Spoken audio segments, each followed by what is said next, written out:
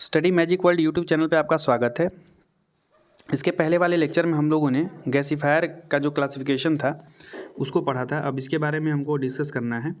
ये हम लोग ऊर्जा के नवीकरणीय स्रोत सब्जेक्ट को पढ़ रहे हैं, जो 5th semester electrical engineering diploma का एक सब्जेक्ट है। और इसके पहले 2 लेक्चर कंप्लीट किया जा चुका है और ये सेमेस्टर एग्ज़ाम ओरिएंटेड क्लासेज यहाँ पे चल रही हैं ताकि सेमेस्टर में आपका परफॉर्मेंस अच्छा हो। तो अगर आप इस वीडियो पे डायरेक्ट आ रहे हो, इस वीडियो को डायरेक्ट देख रहे हो, तो इसके पहले जाके जो प्लेलिस्ट है उसमें इसके पहले का 2 पार्ट देख लो। चलिए तो स्टार्ट करते हैं। तो टाइप ऑफ गैसीफायर में हमने ऊर्ध्ववात प्रवाह वाला गैसीफायर पढ़ा था, अप ड्रॉट गैसीफायर पढ़ा था।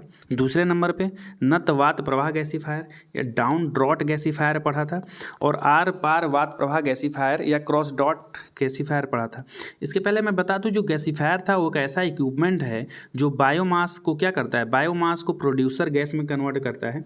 प्रोड्यूसर गैस का मतलब कार्बन मोनोऑक्साइड और नाइट्रोजन गैस का मिश्रण। तो चलिए इसको देख लेते हैं। सबसे पहले नंबर पे देखते हैं अप ड्रॉट गैसीफायर।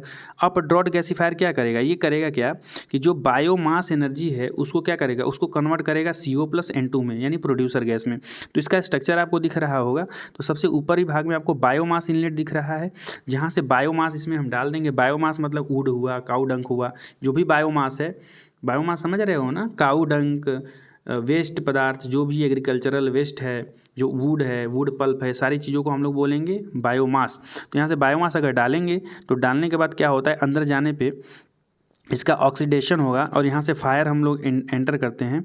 फायर करने से हाई टेम्परेचर पे क्या होगा, इसका कम्बशन होता है। कम्बशन होने से जो है बायो मास का कन्वर्जन हो जाएगा प्रोड्यूसर गैस में, ठीक है। और प्रोड्यूसर गैस में होने के बाद यहाँ से गैस को हम लोग, जो बनता है प्रोड्यूसर गैस, यहाँ से हम लोग निकाल लेते हैं, ठीक है, निकाल लेते हैं।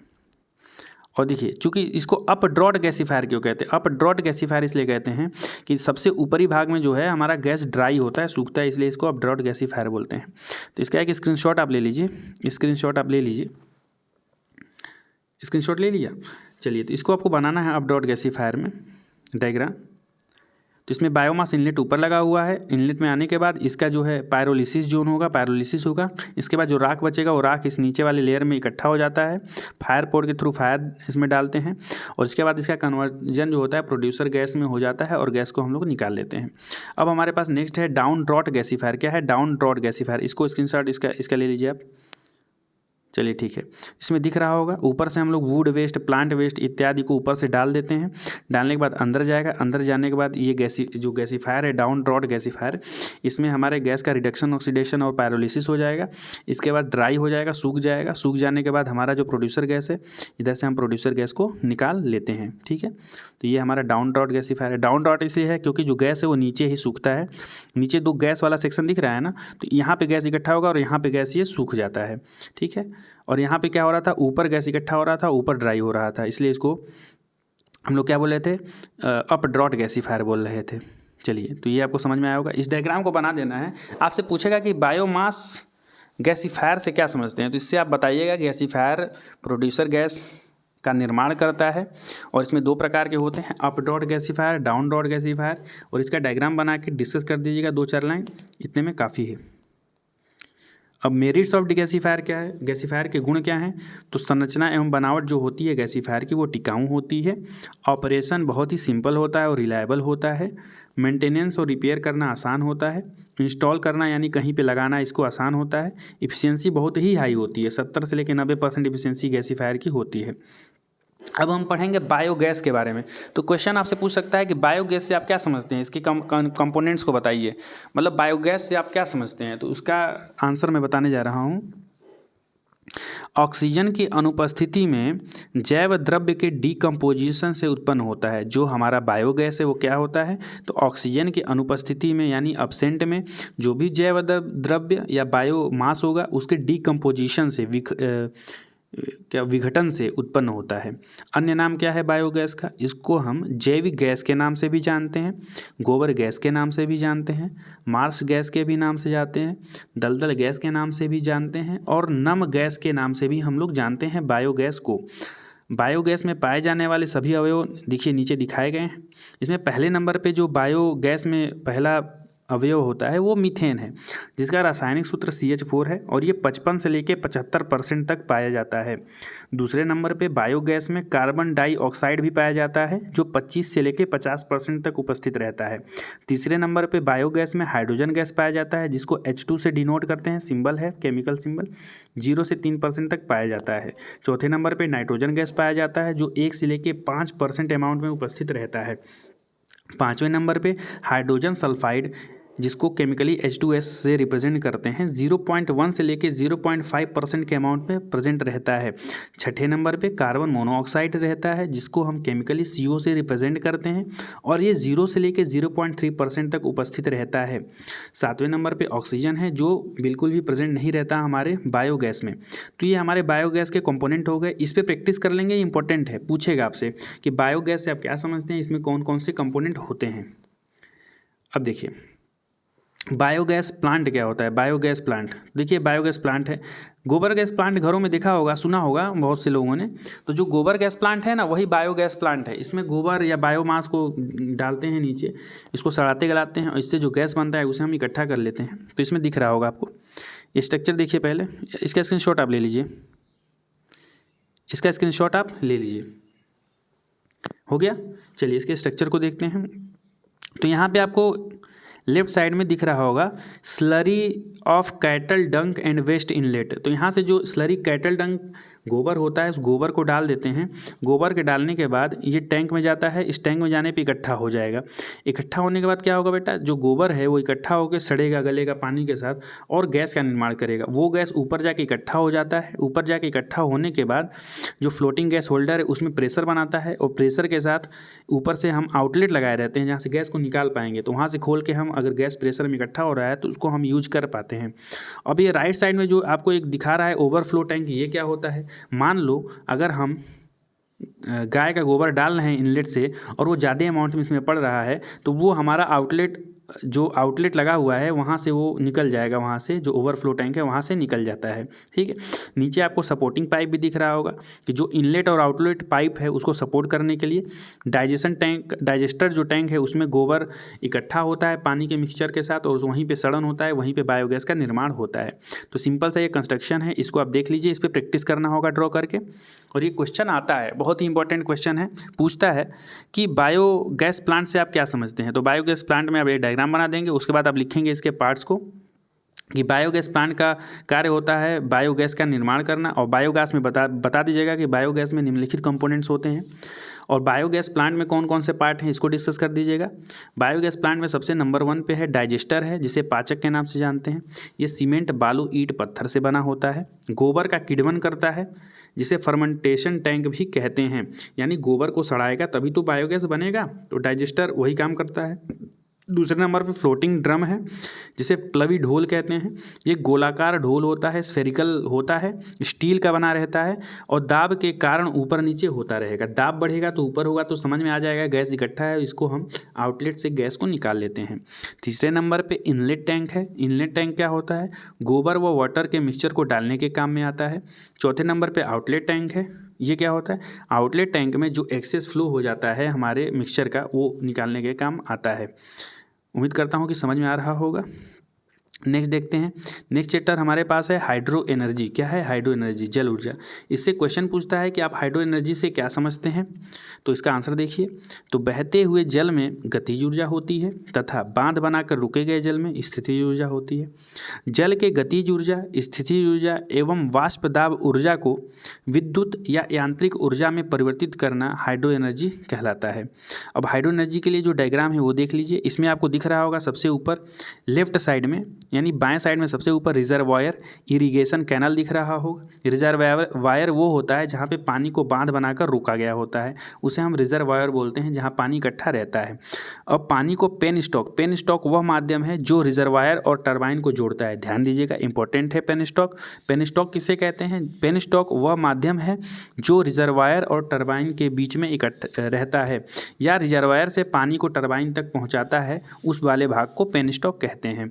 तो पेन स्टॉक में जो रिजर्वायर में इकट्ठा पानी है वो पानी होकर जाएगा टरबाइन में, और टरबाइन के ब्लेड पे जब वो पानी गिरता है तो टरबाइन को चलाने का काम करता है।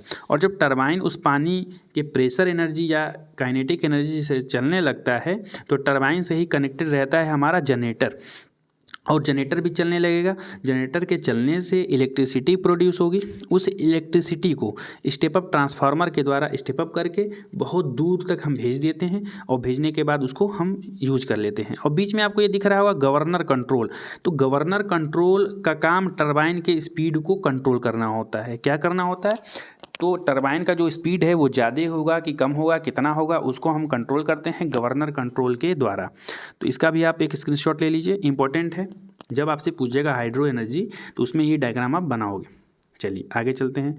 अभी आंसर में और कुछ लिखना है इसमें। हाइड्रो एनर्जी की उपयोगिता क्या है, उपयोगी कारक क्या है? देखें, हाइड्रो एनर्जी की उपयोगिता के कारक क्या हैं? Factors affecting hydro energy. आपसे पूछ सकता है, ये अलग एक क्वेश्चन भी बना सकता है कि हाइड्रो एनर्जी को इफेक्ट करने वाले या अफेक्ट करने वाले कारक क्या हैं, प्रभावित करने वाले कारक क्या हैं, तो उसका भी आंसर देंगे। और नहीं तो जो हाइड्रो एनर्जी पूछ रहा है उसमें तो पूरा आपको डिस्कस करना ही है। तो इसका देख लीजिए, हाइड्रो एनर्जी को प्रभावित करने वाले कारक हैं। पहले नंबर पर वाटर सोर्स। हाइड्रो एनर्जी का मतलब हमारा वाटर सोर्स होना चाहिए, तो वाटर सोर्स के कारण हमारी हाइड्रो एनर्जी प्रभावित होती है। Water head. वाटर हेड क्या है बेटा? सर, पानी का सर। ऐसा तो कुछ होता नहीं पानी का सर। तो वाटर हेड का मतलब कितनी ऊंचाई पे वाटर है। आप ये समझिएगा, इमेजिन करिए, वाटर अगर बहुत ज़्यादा ऊंचाई पे हो, बहुत ऊंचाई पे हो, तो वहाँ से अगर पानी को गिराएंगे तो उसके अंदर काइनेटिक एनर्जी ज़्यादा रहेगी। और पानी को अगर बहुत कम ऊंचाई से गिराते हैं तो उसके अंदर काइनेटिक एनर्जी कम रहती है। तो जितनी ऊंचाई पे पानी है उसी ऊंचाई को वाटर हेड के नाम से जानते हैं। तीसरे नंबर पे जल का प्रवाह, ये फ्लो ऑफ वाटर हो गया। चौथे नंबर पे नियरनेस ऑफ लोड सेंटर, मतलब हमारे हाइड्रो एनर्जी से जो इलेक्ट्रिसिटी हम प्रोड्यूस कर रहे हैं उससे कहाँ तक हमको इलेक्ट्रिसिटी भेजना है वो भी तो देखना पड़ेगा। मतलब nearness of load centre from hydro energy. Facility of transportation, transportation की फैसिलिटी भी देखनी होगी कि कहाँ से, ऐसे जगह पे तो हाइड्रो एनर्जी नहीं हम लगा रहे हैं जहाँ पे मतलब ट्रांसपोर्टेशन नहीं हो पा रहा है। छठे नंबर पे है availability of low cost land. ऐसा भी हमको देखना होगा जहाँ पे ज़मीन कम पैसे में मिल जाए, सस्ते में मिल जाए। और नियरनेस ऑफ मार्केट। अब देखिए, अब क्वेश्चन आपसे पूछ सकता है कि मिनी और micro hydro electric power plant से आप क्या समझते हैं। क्वेश्चन सुनिएगा, इंपॉर्टेंट, मोस्ट इंपॉर्टेंट क्वेश्चन है ये। आपसे क्वेश्चन पूछेगा कि माइक्रो और mini hydro electric power plant से आप क्या समझते हैं। सूक्ष्म जल विद्युत शक्ति संयंत्र से आप क्या समझते हैं। तो उसके लिए सबसे पहले आपको ये डायग्राम बनाना होगा। डायग्राम बहुत ही इजी है, मैं समझाता हूँ इस डायग्राम को। सबसे पहले लेफ्ट साइड में ऊपर देखिए, फ्रॉम वाटर सोर्स से पानी आएगा। पानी ओपन चैनल, चैनल का मतलब माध्यम होता है। तो पानी जो है किसी माध्यम के द्वारा आएगा फोरवे में। फोरवे से पेन स्टॉक के द्वारा पानी टरबाइन पे पड़ेगा। टरबाइन के ब्लेड को चलाएगा। ब्लेड को चलाने पर जो ब्लेड को चला रहा है पानी, वो मैकेनिकल एनर्जी है। उस मैकेनिकल एनर्जी को जनरेटर इलेक्ट्रिकल एनर्जी में कन्वर्ट करेगी, और वो इलेक्ट्रिकल एनर्जी कंडक्टर के माध्यम से इलेक्ट्रिकल लोड तक पहुँच जाएगा। ईजी है कि नहीं? बिल्कुल ईजी है, स्क्रीनशॉट ले लीजिए। चलिए आगे बढ़ते हैं। ये डायग्राम देखिए, इस डायग्राम में आपको दिख रहा होगा एक फोरवे दिख रहा होगा। फोरवे मतलब जहाँ से पानी को हम लोग पेन स्टॉक के द्वारा टरबाइन में ले जाते हैं। और एक रिवर दिख रहा है, रिवर में हमने इनलेट बनाया है, मतलब रिवर के पानी को कंट्रोल करने के लिए एक इनलेट बनाया है। और फोरवे के माध्यम से पेन स्टॉक में हमने पानी को भेजा, और वो पानी हमारा चला आया टरबाइन में। टरबाइन में आने के बाद टरबाइन को चलाएगा। चलाने के बाद जो हमारा एनर्जी है वो पावर हाउस में चला जाएगा। इसका स्क्रीनशॉट आप ले लीजिए। ठीक है, ये डायग्राम बनाना है आपको। अगर आपसे पूछे माइक्रो और mini hydro electric power plant, तो ये डायग्राम आपको ज़रूर बनाना है। दोनों डायग्राम, ये डायग्राम और ये डायग्राम, ये दोनों डायग्राम ज़रूर से बनाना है आपको। नेक्स्ट देखिए, नेक्स्ट है advantage of micro mini hydro power plant. तो इसको देख लेते हैं, एडवांटेज क्या है। लेस स्पेस की आवश्यकता होती है, मतलब कम स्थान की आवश्यकता होती है। कंस्ट्रक्शन में कम समय लगता है, मतलब इसको बनाने में जो समय लगता है वो बहुत ही कम लगता है। कंस्ट्रक्शन बहुत ही सिंपल है, इजी है, रिलायबल होता है। ऑपरेशन जो है इसका फ्लेक्सिबल है। मेंटेनेंस कॉस्ट भी बहुत कम होता है। पॉल्यूशन नहीं होता है इसमें। इफ़ेक्टिव होता है, बहुत ही अच्छा होता है mini hydro power plant. Renewable energy resource तो है ही। अब एक क्वेश्चन छोटा सा मैं बता दे रहा हूँ, इसकी संभावना बहुत कम है कि पूछी जाए, लेकिन मैं बता दे रहा हूँ। टरबाइन कितने प्रकार के होते हैं। तो ये वह तकनीकी जो जल दाब या जल गतिज ऊर्जा को मैकेनिकल एनर्जी में कन्वर्ट करते हैं, वाटर टरबाइन कहलाते हैं। तो ध्यान दीजिएगा, टरबाइन हमारे कई प्रकार के हो सकते हैं। इसमें पहले नंबर पे है इम्पल्स टरबाइन, दूसरे नंबर पे है पेल्टन टरबाइन, तीसरे नंबर पे है रिएक्शन टरबाइन, चौथे नंबर पे है प्रोपेलर टरबाइन, पाँचवें नंबर पे है केप्लान टरबाइन, छठे नंबर पे है फ्रांसिस टरबाइन। तो ये बहुत ही इंपॉर्टेंट नहीं आएगा, तो फिर भी इसके बारे में जो स्क्रीनशॉट इसको ले लीजिए। तो इम्पल्स टरबाइन जो है उच्च जल शीर्ष यानी हाई वाटर हेड, मतलब वाटर जहाँ पे बहुत ऊंचाई पे उपस्थित हो वहाँ पे हम इम्पल्स टरबाइन को यूज करते हैं। ठीक है, तो इसका स्क्रीनशॉट ले लीजिए, इसको पढ़ लीजिएगा क्या है इसमें, क्या कह रहा है। चलिए ठीक है, उम्मीद करता हूँ आपको ये प्रयास अच्छा लगा होगा। ये पार्ट नंबर 3 था। इसके बाद पार्ट नंबर 4 या 5 आएगा, तो पार्ट नंबर 4 या 5 में मैं प्रयास करूँगा कि पूरा जो है ये सब्जेक्ट फिनिश कर दूँ। मैं तो यही प्रयास कर रहा था कि 2 पार्ट में फिनिश करें, लेकिन फिर 2 पार्ट में बनाने पर 2-2 घंटे 2.5 घंटे का दोनों लेक्चर होता, तो मेरे हिसाब से वो बहुत ही हेक्टिक टाइप का हो जाता, मज़ा नहीं आता फिर पढ़ने में भी, और मुझे पढ़ाने में भी नहीं मज़ा आता फिर। तो इस तरीके से जो टू द पॉइंट चीज़ें हैं समझ में भी आ रही होंगी, आसान भी आपको लग रहा होगा, कंटेंट आपको समझ में आ रहा होगा कि कुछ कंटेंट है, कुछ समझा हमने वीडियो लेक्चर देख के। और विश्वास मानिए कि जब आप सेमेस्टर एग्ज़ाम देंगे ना, अगर इस वीडियो को देखने के बाद अगर सेमेस्टर एग्ज़ाम आप अपीयर करोगे तब समझोगे कि सर ने क्या पढ़ाया था। ठीक है, तो अगर वीडियो लेक्चर आपको अच्छा लगा हो, ऐसा लगा हो कि हाँ एफर्ट किया गया है, कुछ बताने का प्रयास किया गया है, तो हमारे चैनल को सब्सक्राइब कर लीजिएगा, वीडियो को लाइक कर दीजिए, हो सके तो वीडियो को शेयर भी कर दीजिए, कमेंट कर दीजिए जो भी सुझाव है। धन्यवाद।